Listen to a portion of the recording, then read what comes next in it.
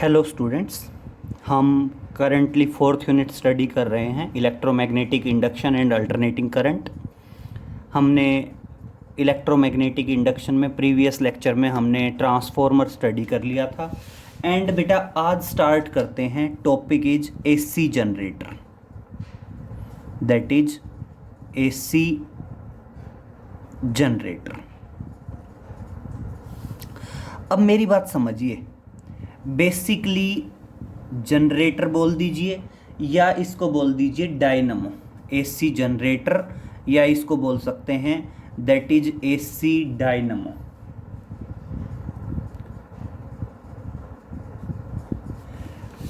बेटा बेसिकली ना ये जनरेटर नहीं है, ये एक तरह से कन्वर्टर है, क्योंकि हम इसको मैकेनिकल एनर्जी सप्लाई करते हैं और ये उसको मैकेनिकल एनर्जी को इलेक्ट्रिकल एनर्जी में बदलता है। तो देखिए पहले समझिए, क्या बताओगे एसी जनरेटर क्या है? It is the device which convert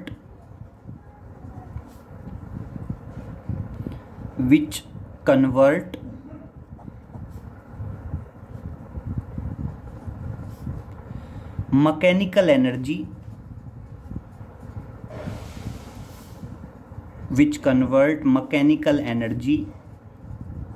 into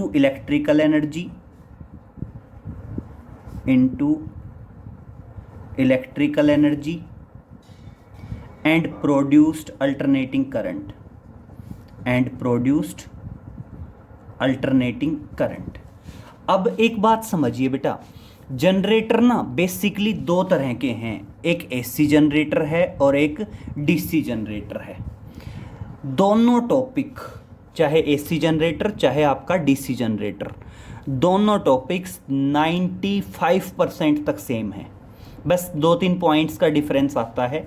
तो हम पहले एसी जनरेटर स्टडी करेंगे और तब हम डीसी जनरेटर को डिस्कस करेंगे लास्ट में। क्लियर? क्योंकि डीसी जनरेटर जो होगा 95% सेम है एसी जनरेटर की तरह, माइनर डिफरेंस आएगा। तो देखिए लेंथी टॉपिक है, पहले आएगा एसी जनरेटर, फिर आएगा नेक्स्ट हेडिंग आएगी प्रिंसिपल के बाद नेक्स्ट हेडिंग आएगी आपकी डायग्राम के बाद बेटा नेक्स्ट हेडिंग आएगी आपकी कंस्ट्रक्शन के बाद बेटा नेक्स्ट हेडिंग आएगी आपकी वर्किंग, और वर्किंग के बाद बेटा लास्ट हेडिंग आएगी आपकी थ्योरी।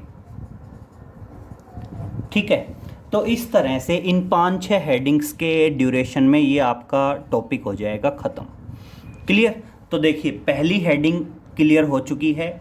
एसी जनरेटर क्या करेगा, इसको जनरेटर कहना इससे ज़्यादा बेटर है कन्वर्टर कहना, क्योंकि बेसिकली ये कन्वर्ट कर रहा है। और किसको कन्वर्ट कर रहा है? मैकेनिकल एनर्जी को इलेक्ट्रिकल एनर्जी में। अगर मैं यहाँ पे डीसी जनरेटर बताऊँ तो डीसी जनरेटर क्या होगा? It is the device which convert mechanical energy into electrical energy and produced DC, that is direct current. AC means alternating current, DC means direct current. Clear? अब बारी आती है principal की। अब प्रिंसिपल समझिए बेटा क्या होगा। प्रिंसिपल कहता है दैट इज इलेक्ट्रोमैग्नेटिक इंडक्शन, जो हमने बिल्कुल स्टार्टिंग में बताया था। तो क्या बताओगे? That is it works on the basis of electromagnetic induction, या क्या बताओगे? It is based on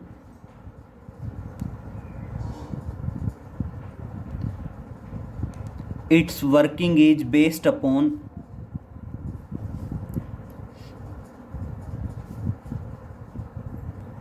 its working is based on electromagnetic induction, that is electromagnetic induction। Clear? इसकी वर्किंग किस पे बेस्ड है? इलेक्ट्रोमैग्नेटिक इंडक्शन पे बेस्ड है। और बेटा इलेक्ट्रोमैग्नेटिक इंडक्शन क्या बताओगे? That is when magnetic flux changes in a coil, then induced EMF is produced in the coil। Clear? तो हम कह सकते हैं कि इसका वर्किंग प्रिंसिपल है बेसिकली इलेक्ट्रोमैग्नेटिक इंडक्शन। और इलेक्ट्रोमैग्नेटिक इंडक्शन क्या कहता है बेटा? When magnetic flux changes in the coil then the induced, तो उस टाइम पे when the magnetic flux changes in the coil then induced EMF is produced in the coil. Then है ये, then induced EMF is produced in the coil. Clear? तो principle आ गया समझ में। फिर नेक्स्ट आता है बेटा डायग्राम। और बेटा डायग्राम और कंस्ट्रक्शन दोनों साथ साथ चलेंगी, बिल्कुल क्लियर। अब समझिए बेटा, जनरली हम दो डायग्राम बनाएंगे क्योंकि कॉइल रोटेट करेगी। तो देखिए हम सबसे पहले कंडीशन करते हैं कि मान लीजिए ये है आपका मैग्नेट का नॉर्थ पोल और ये है आपकी मैग्नेट का साउथ पोल। क्लियर? दो हो गए, नॉर्थ पोल और साउथ पोल। और मान लीजिए बेटा ये है आपकी रेक्टेंगुलर कॉइल PQRS। क्लियर? ये क्या मान लीजिए आपकी रेक्टेंगुलर कॉइल है PQRS। ठीक है? रेक्टेंगुलर कॉइल है PQRS। और इस रेक्टेंगुलर कॉइल PQRS या ABCD जो भी आपने नाम देना है, और बेटा ये रेक्टेंगुलर कॉइल इस मैग्नेटिक फील्ड के अंदर क्या करेगी? रोटेट करेगी। क्लियर? अब बहुत ध्यान से समझ लीजिए, इंपॉर्टेंट पॉइंट है। अगर मैं कंस्ट्रक्शन की बात करूं तो बेसिकली कंस्ट्रक्शन आपके चार पार्ट में आएगी। अगर मैं इसकी कंस्ट्रक्शन की बात करूं तो कंस्ट्रक्शन में बेसिकली चार पार्ट आने हैं। कंस्ट्रक्शन में सबसे पहला पार्ट आना है आपका, that is rectangular coil. Construction का बिल्कुल फर्स्ट पार्ट आएगा बेटा आपका, दैट इज रेक्टेंगुलर कॉइल। और बेटा रेक्टेंगुलर कॉइल को हम क्या बोल देते हैं? आर्मेचर भी बोल देते हैं, दैट इज आर्मेचर। क्लियर? इस पॉइंट के बारे में आप 3 लाइनें बताओगे। 3 लाइनें क्या बताओगे? Consider a rectangular coil ABCD, या जो भी आप नाम इसको देना चाहो, PQRS। It consist of insulated copper wire. It can rotate freely about its axis. ये अपनी एक्सिस के अबाउट क्या कर सकती है? फ्रीली रोटेट कर सकती है। And it is also known as the armature. और इसको क्या बोल देते हैं बेटा? आर्मेचर भी बोल देते हैं। और कंस्ट्रक्शन का दूसरा पार्ट आएगा बेटा, कंस्ट्रक्शन में दूसरा पॉइंट आएगा, that is magnetic field. Construction का सेकंड पार्ट आएगा आपका मैग्नेटिक फील्ड। इस पॉइंट में भी सेम 3-4 लाइनें लिखोगे। क्या बताओगे? A strong magnetic field is applied on the coil by using north pole and south pole as shown in the figure, and the coil rotate in between this magnetic field। और आपकी coil क्या होगी बेटा? इसी magnetic field के अंदर rotate करेगी। तो समझना बेटा, बेसिकली देखो क्या है, मैग्नेटिक फील्ड है फिक्स, नॉर्थ पोल और साउथ पोल। लेकिन बेटा जब कॉइल रोटेट करेगी ना, तो इस मैग्नेटिक फील्ड के अंदर कॉइल का एरिया कंटिन्यूअसली चेंज होता रहेगा। अगर कॉइल का एरिया कंटिन्यूअसली चेंज होता रहेगा तो कॉइल के अंदर मैग्नेटिक फ्लक्स की वैल्यू भी क्या होगी? लगातार चेंज होती रहेगी। और अगर मैग्नेटिक फ्लक्स की वैल्यू लगातार चेंज होती रहेगी तो अकॉर्डिंग टू द प्रिंसिपल क्या होगा? इंड्यूस्ड ईएमएफ प्रोड्यूस्ड हो जाएगा। तो मतलब काम तो सारा हो गया, इंड्यूस्ड ईएमएफ प्रोड्यूस्ड तो इसके अंदर हो चुका। लेकिन बेटा प्रॉब्लम क्या है? अब उस इंड्यूस्ड ईएमएफ को हम रिसीव कैसे करें? कॉइल तो कंटिन्यूअसली रोटेट कर रही है। अगर हम इस रोटेटेड कॉइल के साथ वायर कनेक्ट करके आउटपुट लेंगे तो वायर भी कंटिन्यूअसली रोटेट होते रहेंगे और वायर ब्रेक ऑफ हो जाएंगे। तो इसलिए जो आगे का सेटअप है वो सिर्फ किस लिए है कि आपका आउटपुट स्टेबल तरीके से मिल सके, वायर रोटेट ना हो। तो देखो इसके लिए वो क्या कह रहा है, हम दो रिंग्स लेंगे R1 एंड R2। बेटा दोनों रिंग्स सेम साइज के होंगे और एक दूसरे के ऊपर नीचे प्लेस कर दीजिए। ये मान लीजिए रिंग R1 है और ये मान लीजिए रिंग है R2। ठीक है, मान लो रिंग R1 को किससे जोड़ा, रिंग R1 को जोड़ दिया AB से और रिंग बेटा R2 को जोड़ दिया CD से। जुड़ गया। अब बेटा क्या होगा, दो लगाए जाएंगे brushes, that is brush B1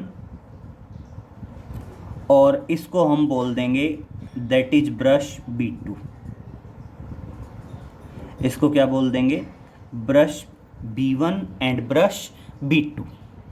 clear. अब उसके बाद समझिए, अब नेक्स्ट पॉइंट क्या आएगा, ब्रश तो है स्टेबल। एक मिनट समझिए, अब हमने जो आउटपुट लेना है ना, वो आउटपुट हम ब्रशेस के थ्रू ले लेंगे। ब्रशेस के थ्रू ले लेंगे मतलब यहाँ पे जोड़ देंगे लोड रेजिस्टेंस और यहाँ से हमें मिलेगा आउटपुट। बेटा ये एसी जनरेटर का एक डायग्राम हुआ। तो अब यहाँ पे कंस्ट्रक्शन में दो चीज़ें और आई। एक पॉइंट तो आया दैट इज स्लिप रिंग्स और एक पॉइंट आया आपका दैट इज ब्रशेस। एक पॉइंट तो क्या आ गया, एक पॉइंट तो आ गया आपका स्लिप रिंग्स का और एक पॉइंट आ गया बेटा आपका ब्रशेस का। क्लियर, एक स्लिप रिंग्स हो गए और दूसरा क्या हो गया बेटा, आपके ब्रशेस हो गए। अब दोनों का फंक्शन समझिए बेटा, स्लिप रिंग्स का फंक्शन समझिए और ब्रशेस का फंक्शन समझिए। बेटा दोनों में क्या डिफरेंस है, मतलब डिफरेंस क्या, हम बेसिक बात करते हैं। रेक्टेंगुलर कॉइल के बारे में 3-4 लाइनें क्लियर हो गई। रेक्टेंगुलर कॉइल के बारे में 3-4 लाइनें क्या क्या क्लियर हुई। रेक्टेंगुलर कॉइल में बताया consider a rectangular coil PQRS या consider a rectangular coil ABCD which consist of insulated copper wire which rotate freely about its axis and it is also known as the armature। बात खत्म। Second point construction का, इसमें क्या बताओगे, इसमें बताओगे a strong magnetic field is applied by using north pole and south pole and the coil rotate in between this magnetic field. Clear, दूसरा part खत्म। बेटा एक तो ये है स्लिप रिंग और एक है बेटा ब्रशेस, दैट इज ब्रशेस। अब समझिए इन दोनों के बारे में। वैसे तो इंड्यूस्ड ईएमएफ तो यही हो चुका होता है भाई, कॉइल रोटेट करेगी, देखो मैग्नेटिक फील्ड कांस्टेंट है, लेकिन जब कॉइल रोटेट करेगी तो कॉइल का एरिया कंटिन्यूअसली चेंज होगा तो ऑटोमेटिक मैग्नेटिक फ्लक्स चेंज होगा। मैग्नेटिक फ्लक्स चेंज होगा तो कॉइल में इंड्यूस्ड ईएमएफ प्रोड्यूस्ड हो जाएगा। फिर क्या करते हैं बेटा, कॉइल को दो रिंग्स से जोड़ते हैं R1 और R2। अब कंडीशन समझिए, अगर कॉइल रोटेट करेगी तो रिंग्स भी रोटेट करेंगे क्योंकि रिंग्स क्या हैं, कॉइल के साथ कनेक्टेड हैं। लेकिन बेटा जो ब्रशेस लगाए हैं हमने B1 और B2, ये ब्रशेस रिंग के साथ, रिंग्स जो R1 और R2 है इनके साथ कनेक्टेड नहीं है, जस्ट टच में है। मतलब जब कॉइल रोटेट करेगी तो रिंग्स भी रोटेट करेंगे, लेकिन बेटा ये रिंग्स हमेशा किसके टच में रहेंगे, ब्रश के टच में रहेंगे, अपनी लोकेशन पे रोटेट करेंगे और हमेशा ब्रश के टच में रहेंगे। और हम आउटपुट कहाँ से ले रहे हैं, ब्रशेज से ले रहे हैं। तो इस तरह से जो हमारे आउटपुट की वायर्स हैं वो आउटपुट की वायर्स क्या होंगी बेटा, रोटेट नहीं करेंगी। क्लियर हुआ। तो देखिए नेक्स्ट कंस्ट्रक्शन का पार्ट है स्लिप रिंग्स। तो क्या बताओगे, consider two slip rings R1 and R2 which are connected with the coil but in touch with the brushes. Clear हो गया। स्लिप रिंग्स के बारे में क्या बताओगे, दो रिंग्स हैं R1 और R2 जो रिंग कॉइल के साथ तो कनेक्टेड हैं बट ब्रशेस के साथ क्या है, टच में है। क्लियर। सेम हम बात करेंगे ब्रशेस की। ब्रशेस की बात क्या करेंगे कि दो ब्रशेस हैं B1 और B2, ये ब्रशेज क्या हैं बेटा, लोड रेजिस्टेंस के साथ तो कनेक्टेड हैं, लेकिन रिंग्स के साथ क्या हैं, टच में हैं। तो ये जो कंस्ट्रक्शन के चारों पॉइंट्स हैं, इन कंस्ट्रक्शन के चारों पॉइंट्स के बारे में बेटा 2-2 3-3 लाइनें आप लिखेंगे प्रॉपर तरीके से। कंस्ट्रक्शन के बारे में इस तरह से 7-8-10 लाइनें हो जाएंगी। क्लियर। अब बात करते हैं वर्किंग। बहुत अच्छे तरीके से समझना वर्किंग क्या है। डायग्राम अभी कंप्लीट नहीं हुआ है, डायग्राम में हम और मॉडिफिकेशन करेंगे। वर्किंग में सुनो क्या होगा, वर्किंग में बताओगे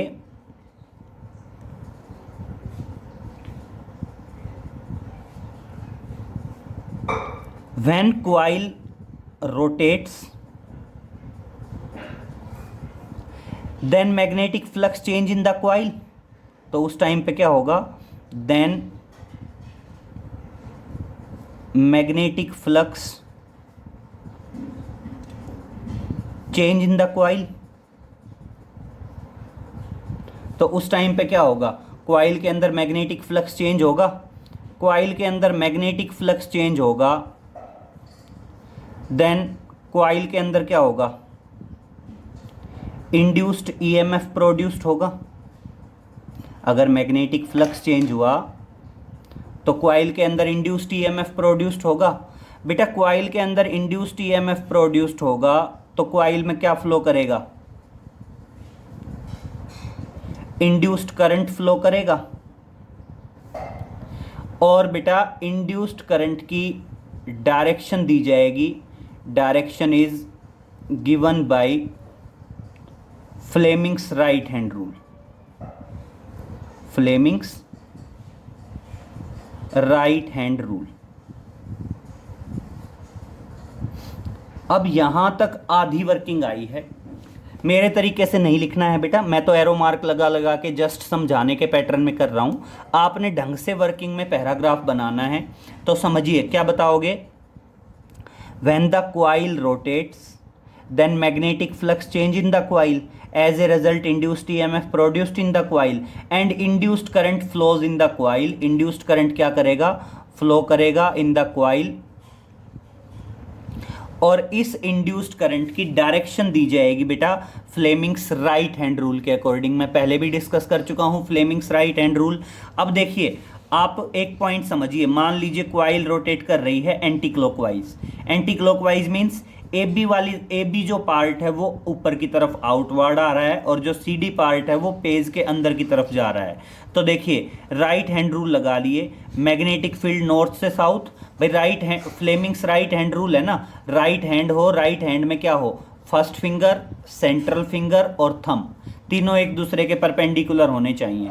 तो फर्स्ट फिंगर क्या देगी, डायरेक्शन ऑफ मैग्नेटिक फील्ड देगी, और सेंट्रल फिंगर क्या देगी।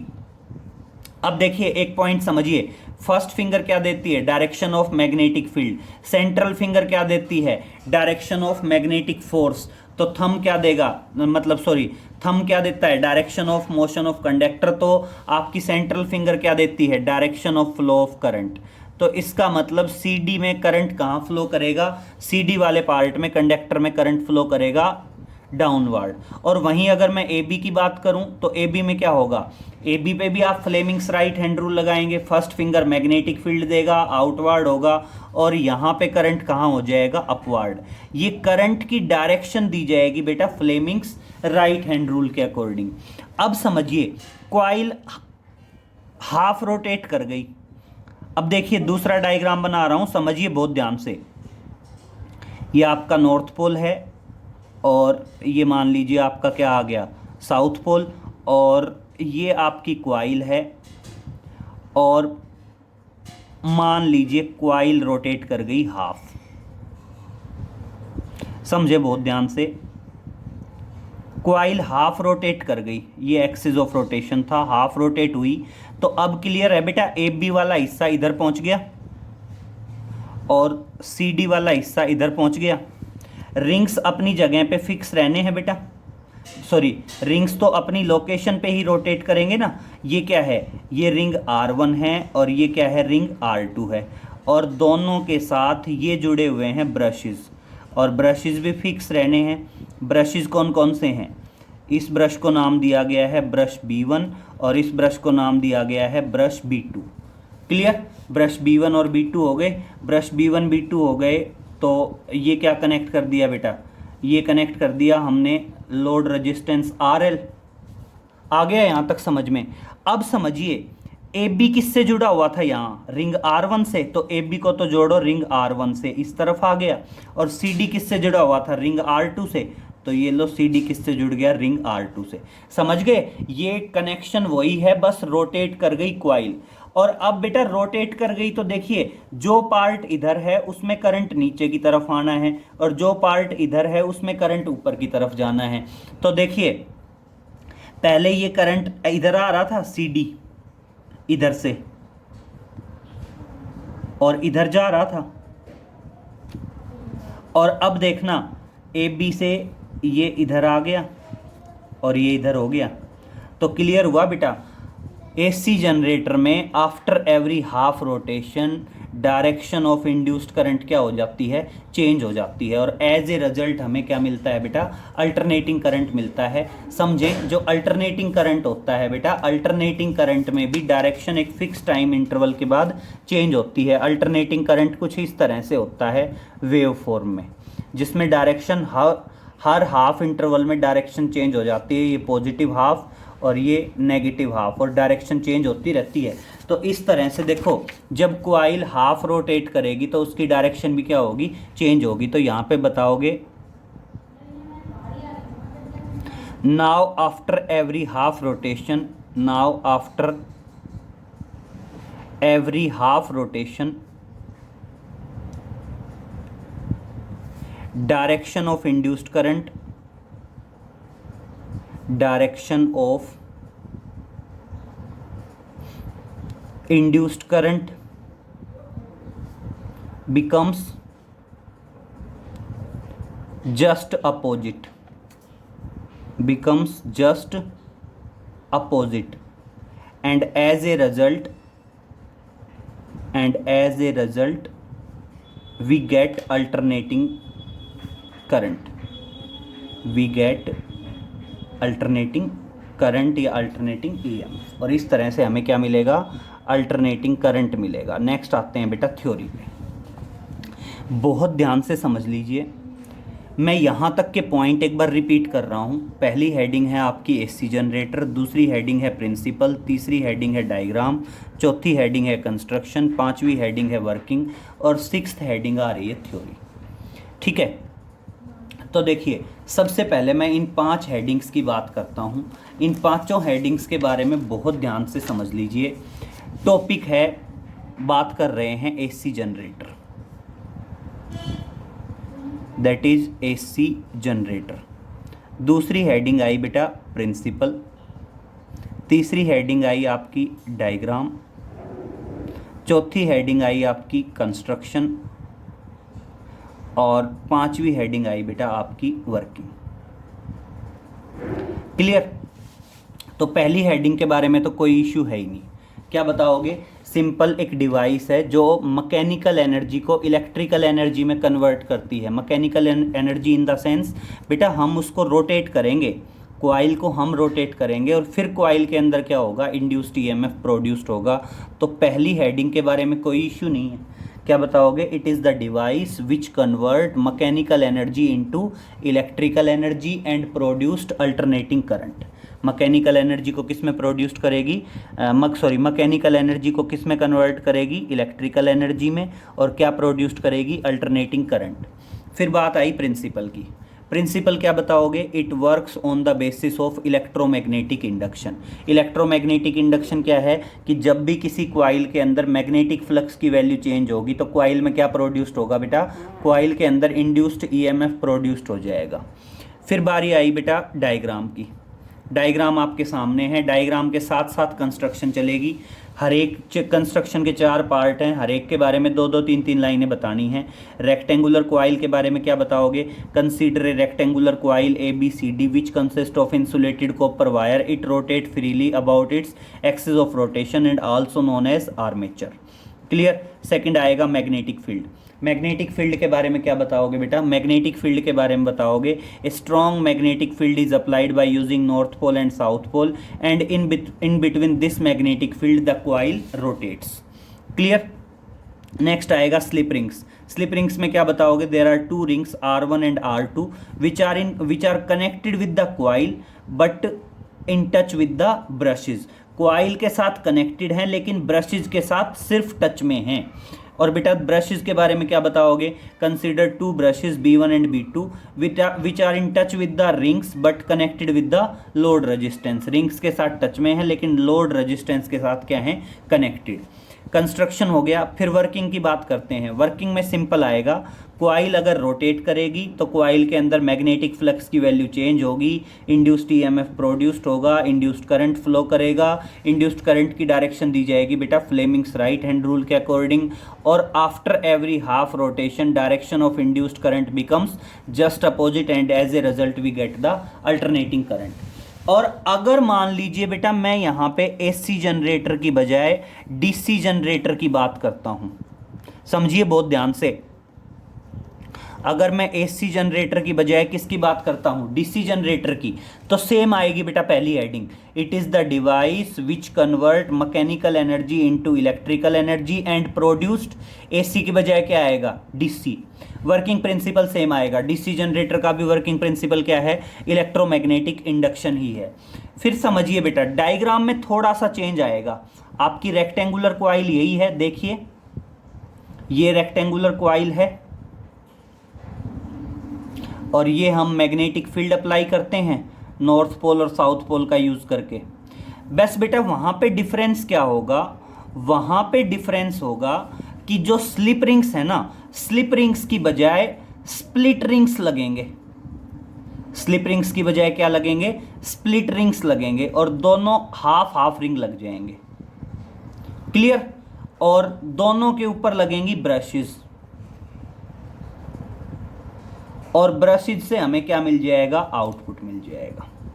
क्लियर। बस एक डिफरेंस है, फुल रिंग्स की बजाय हाफ रिंग्स लगेंगे और डीसी जनरेटर के अंदर हाफ रोटेशन के बाद कोई करंट की डायरेक्शन चेंज होगी ही नहीं अब, ठीक है ना। और इस तरह से हमें क्या मिल जाएगा बेटा? एक कांस्टेंट आउटपुट मिल जाएगा। तो अगर मैं डीसी जनरेटर की बात करूं तो कंफ्यूज नहीं होना है, पहली हेडिंग सेम है, मैकेनिकल एनर्जी को इलेक्ट्रिकल एनर्जी में करेगी, बस प्रोड्यूस्ड एसी की बजाय डीसी करेगी। प्रिंसिपल सेम है, डायग्राम सेम है। डायग्राम में छोटा सा वेरिएशन है, जो मैं कह रहा था कि 95% सेम है, 5% का डिफरेंस है। तो उसमें एक डिफरेंस तो आया, कंस्ट्रक्शन में स्लिप रिंग्स की बजाय क्या लगेंगे? स्प्लिट रिंग्स लगेंगे और दोनों फुल रिंग लगाने की बजाय क्या कर देंगे बेटा?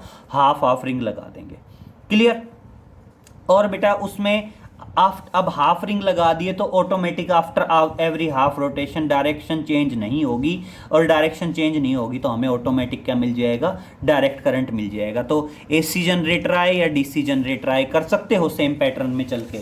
अब देखिए बात करते हैं थ्योरी की। बेटा थ्योरी में सबसे पहले 3-4 पॉइंट बताएंगे। हम कहेंगे मान लीजिए क्वाइल है, ठीक है बेटा, क्वाइल का एरिया है A,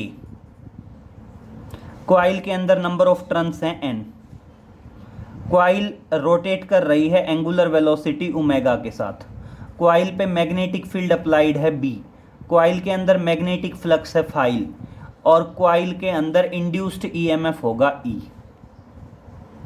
ठीक है, तो देखिए क्या बताया, क्वाइल है बेटा, क्वाइल का एरिया क्या है? क्वाइल का एरिया है A, क्वाइल के अंदर आपके नंबर ऑफ टर्न्स हैं N। क्लियर। क्वाइल की एंगुलर वेलोसिटी है ओमेगा, क्वाइल पे मैग्नेटिक फील्ड अप्लाइड है B, क्वाइल पे मैग्नेटिक फ्लक्स अप्लाई है फाई, और क्वाइल के अंदर इंड्यूस्ड ईएमएफ होगा आपका E। ये बेसिकली बेटा इंट्रोडक्शन में लिखना पड़ेगा, मेरे तरीके से नहीं, ढंग से लिखेंगे introduction. Consider a coil with area A, number of turns N, it is rotated with angular velocity omega, magnetic field is B applied on the coil, magnetic flux phi and induced EMF is E। और अब देखना आप simple use करेंगे बेटा, magnetic flux phi किसके बराबर होता है? मैग्नेटिक फ्लक्स होता है magnetic field into area into cos theta. और अगर n नंबर ऑफ टर्न्स हैं तो किससे मल्टीप्लाई कर देंगे, n से। तो इस तरह से मैग्नेटिक फ्लक्स आ गया NBA cos थीटा। और अब समझिए बेटा, थीटा इज एंगुलर डिस्प्लेसमेंट, और बेटा एंगुलर डिस्प्लेसमेंट क्या आएगा, एंगुलर वेलोसिटी इनटू टाइम आएगा। रेफरेंस दे देंगे, जो थीटा है वो एंगुलर डिस्प्लेसमेंट है और वो किसके बराबर आएगा, एंगुलर वेलोसिटी इनटू टाइम। तो इस तरह से हमारी किसकी वैल्यू आ गई बेटा, मैग्नेटिक फ्लक्स की वैल्यू आ गई। क्लियर।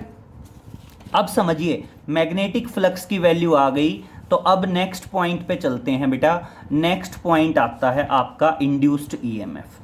क्लियर। अब क्या बताओगे, नेक्स्ट पॉइंट पे चलते हैं। नेक्स्ट पॉइंट है आपका induced EMF.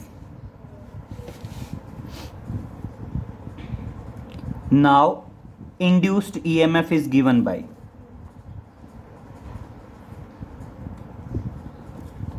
Now induced EMF E is equal to किसके बराबर आएगा, d phi by d t आएगा।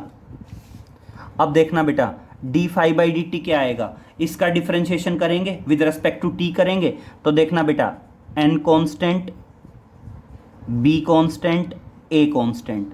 बेटा कोस थीटा का डिफरेंशिएशन आता है माइनस साइन थीटा, और थीटा की जगह क्या है, ओमेगा टी, और ओमेगा टी का क्या आ जाएगा, ओमेगा और आ जाएगा। तो इंड्यूस्ड ईएमएफ को आप स्मॉल ई से डिनोट कर दीजिए, या आप कैपिटल ई से डिनोट करते हैं तो कैपिटल ई की फॉर्म में लिख दीजिए। अब समझिए, if sine omega t is equal to 1, तो उस टाइम पे ई को किसके बराबर लिख सकते हैं, ई नोट के। ई नोट मतलब मैक्सिमम ईएमएफ, ई नोट का मतलब क्या आ गया आपका, मैक्सिमम ईएमएफ आ गया। और इसलिए देखिए क्या बना, इसलिए बन गया E is equal to N B A omega. E is equal to E naught है, और ई नोट किसके बराबर होगा, ई नोट बराबर होगा एन बी ए ओमेगा के बराबर। और एन बी ए ओमेगा की जगह अब मैं ई नोट लिख दूंगा, और क्या आ जाएगा, एक पॉइंट और है, induced EMF minus d phi by d t होता है, और बेटा यहाँ पे माइनस माइनस क्या हो जाएगा, प्लस। तो इस तरह से इंड्यूस्ड ईएमएफ आ जाएगा E is equal to E naught sine omega t. And as a result, ये तो किसका रिजल्ट हो गया, इंड्यूस्ड ईएमएफ का। और इसी तरह जो अब अल्टरनेटिंग करंट है, अल्टरनेटिंग करंट की वैल्यू क्या आ जाएगी, I is equal to I naught sine omega t. Clear हो गया। तो ये क्या आ गया बेटा, एसी जनरेटर, एसी जनरेटर का प्रिंसिपल, एसी जनरेटर का डायग्राम, एसी जनरेटर की कंस्ट्रक्शन, वर्किंग एंड थ्योरी। अब एक पॉइंट और नोट में डालेंगे, समझिए बहुत ध्यान से। वैसे ख़त्म हो गया है एसी जनरेटर। एसी जनरेटर में अब एक आता है बेटा, ये जो हमने पढ़ा है ना एसी जनरेटर, ये क्या है, सिंगल फेज एसी जनरेटर है। ये क्या है आपका, that is single phase AC generator. अगर मान लीजिए मेरे को टू फेज एसी जनरेटर चाहिए, अगर मान लीजिए मैं कहता हूँ मेरे को क्या चाहिए, टू फेज एसी जनरेटर चाहिए, ये सिंगल फेज एसी जनरेटर है। अगर मान लीजिए मैं कहता हूँ टू फेज एसी जनरेटर, अगर बेटा टू फेज एसी जनरेटर की बात करूं, तो टू फेज एसी जनरेटर में क्या होगा, बहुत ध्यान से समझ लीजिए। ये सिंगल फेज एसी जनरेटर था, एक कॉइल थी, तो अगर टू फेज एसी जनरेटर होगा तो उस टाइम पे क्या होगा बेटा, दो कॉइल्स होंगी। एक कॉइल के लिए क्या चाहिए बेटा, एक सेट ऑफ रिंग्स चाहिए, एक सेट ऑफ ब्रश चाहिए। एक सेट ऑफ रिंग्स मतलब दो रिंग्स, R1 और R2। एक सेट ऑफ ब्रश मतलब दो ब्रश। तो इसका मतलब अगर टू फेज एसी जनरेटर है तो हमें दो कॉइल्स चाहिए, दो सेट ऑफ रिंग्स चाहिए, साथ में हमें क्या चाहिए, दो सेट ऑफ ब्रशेज चाहिए, टू सेट ऑफ क्या चाहिए, ब्रशेज। और बेटा ये दोनों कॉइल जो है ना, इन दोनों कॉइल के बीच में आपका ऑटोमेटिक जो फेज डिफरेंस होगा, वो फेज डिफरेंस कितना रहेगा बेटा। अब आप सिंपल समझ सकते हैं कि टोटल फेज कितना था 180, और 180 को 2 से डिवाइड किया तो फेज डिफरेंस कितना रहेगा, फेज डिफरेंस रहेगा आपका 90 का। ठीक है, जो क्वाइल्स हैं, क्वाइल्स के बीच में ऑटोमेटिक आपका फेज डिफरेंस क्या आ जाएगा, 90 का आ जाएगा। क्लियर। अब इसी तरह समझें, अगर मान लीजिए मैं 3 फेज एसी जनरेटर की बात करता हूं, that is 3 phase AC generator. अगर बेटा मैं 3 फेज एसी जनरेटर की बात करूंगा तो 3 फेज एसी जनरेटर में क्या आएगा बताइए जरा। 3 फेज एसी जनरेटर में 3 क्वाइल्स होंगी, 3 सेट ऑफ रिंग्स होंगे बेटा, 3 सेट्स ऑफ क्या होंगे, रिंग्स के, और आपके 3 सेट ऑफ क्या होंगे, ब्रशेस। और अगर बेटा 3 क्वाइल हैं तो तीनों क्वाइल के बीच में आपका फेज डिफरेंस कितना रहेगा, 60 60 60 का रहेगा। तभी तो तीनों क्वाइल्स के बीच में टोटल आपका क्या हो पाएगा, 180 हो पाएगा। क्लियर। तो ये जो है ना बेटा 2 फेज एसी जनरेटर, ये 3 फेज एसी जनरेटर, ये सिंपल मतलब आपने इतना इतना ध्यान रखना है कि भाई 2 फेज एसी जनरेटर के लिए हमें क्या चाहिए, 2 फेज एसी जनरेटर के लिए हमें 2 क्वाइल्स चाहिए, 2 set of rings. 2 set of rings का मतलब क्या है बेटा, 4 रिंग्स हो गए। 2 सेट ऑफ ब्रशेस का मतलब क्या हो गया, 4 ब्रशेस हो गए। क्लियर, क्योंकि एक सेट में 2 हैं। और इसी तरह अब 2 क्वाइल हैं तो टोटल 180 था, 2 हो गए तो फेज कितने का रहेगा, 99, मतलब टोटल जो फेज डिफरेंस है दोनों में वो 90 का आ जाएगा। मतलब एक दूसरे से 90 से फेज डिफरेंस से वेरी करेगा। और अगर बेटा 3 फेज एसी जनरेटर है, ये पॉइंट समझिए, अगर आपका 3 फेज एसी जनरेटर है तो उस टाइम पे आपको क्या चाहिए, 3 क्वाइल्स चाहिए, 3 सेट ऑफ रिंग्स चाहिए होंगे, 3 सेट ऑफ ब्रश चाहिए होंगे, और फेज डिफरेंस हो जाएगा 60 का। यस, समझिए, सेम 3 सेट ऑफ रिंग्स मतलब 3 rings, 6 rings, 3 set of brushes मतलब कितने, आपके 6 ब्रशेस होंगे। क्लियर। और अगर अब मैं यहीं पे ये कह दूं कि मेरे को मल्टी फेज एसी जनरेटर चाहिए, देखिए अगर मान लीजिए मैं कहता हूं मेरे को मल्टी फेज एसी जनरेटर की रिक्वायरमेंट है, तो मल्टी फेज एसी जनरेटर में क्या होगा, n नंबर ऑफ क्वाइल्स होंगी, फिर n सेट ऑफ रिंग्स होंगे, फिर उसके बाद n सेट ऑफ ब्रशेस होंगे। क्या होंगे बेटा, n सेट ऑफ ब्रशेस होंगे। और बेटा फेज डिफरेंस आ जाएगा, that is 180 divided by n। Phase difference कितना आ जाएगा, इसको मल्टी फेज एसी जनरेटर भी बोल देते हैं या पॉलीफेज एसी जनरेटर भी बोल देते हैं। मल्टी फेज बोल दो या पॉलीफेज बोल दो, और इसमें जो फेज डिफरेंस रहेगा वो फेज डिफरेंस कितना हो जाएगा आपका, दैट इज 180 बाई n हो जाएगा। क्लियर। तो इस तरह से बेटा टॉपिक है एसी जनरेटर, काफ़ी इंपॉर्टेंट टॉपिक है। और ये चीज़ तो क्लियर हो गई ना, एसी जनरेटर और डीसी जनरेटर। डीसी जनरेटर में क्या डिफरेंस होगा, यहाँ तो भाई प्रोड्यूस्ड होगी डीसी, प्रिंसिपल सेम रहेगा। डायग्राम में क्या चेंज आएगा, डायग्राम में हमने अभी अभी आपको बताया था कि इस तरह से फुल रिंग्स की बजाय हाफ रिंग्स यूज होंगी, और कंस्ट्रक्शन में स्लिप रिंग्स की बजाय क्या लिखा जाएगा, स्प्लिट रिंग्स लिखा जाएगा। और अगर रिंग्स स्प्लिट हो गए तो ऑटोमेटिक आप बताओगे हाफ रोटेशन के बाद डायरेक्शन चेंज नहीं होगी, हाफ रोटेशन के बाद भी आपको क्या मिलता रहेगा, कांस्टेंट करंट मिलता रहेगा, और एज इट इज फ्लो में चलते रहेंगे। तो क्लियर हुआ, चाहे आप एसी जनरेटर कहिए, चाहे आप इसको एसी डायनामो बोल दीजिए, और मोस्ट प्रोबेबल आप इसको बोल सकते हैं कन्वर्टर, क्योंकि ये जनरेट नहीं कर रहा है, क्योंकि ये जस्ट क्या कर रहा है बेटा, कन्वर्ट कर रहा है। और किसको कन्वर्ट कर रहा है, मैकेनिकल एनर्जी को, किस में बेटा, इलेक्ट्रिकल एनर्जी में। तो आप बता सकते हैं इसको हम जनरेटर की बजाय क्या बोल सकते हैं, जनरेटर की बजाय यहाँ पे वर्ड यूज कर सकते हैं कन्वर्टर। क्लियर।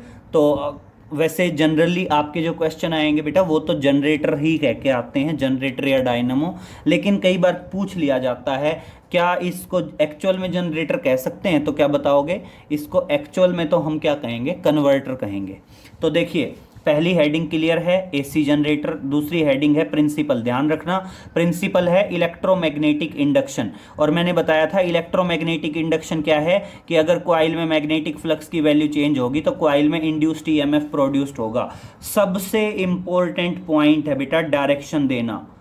करंट की अगर आपने डायग्राम में करंट की डायरेक्शन नहीं दिखाई तो आपके डायग्राम का कोई लॉजिक नहीं है, कोई फ़ायदा नहीं है। और डायग्राम में जो करंट की डायरेक्शन दी जाएगी बेटा, वो करंट की डायरेक्शन दी जाएगी फ्लेमिंग्स राइट हैंड रूल के अकॉर्डिंग।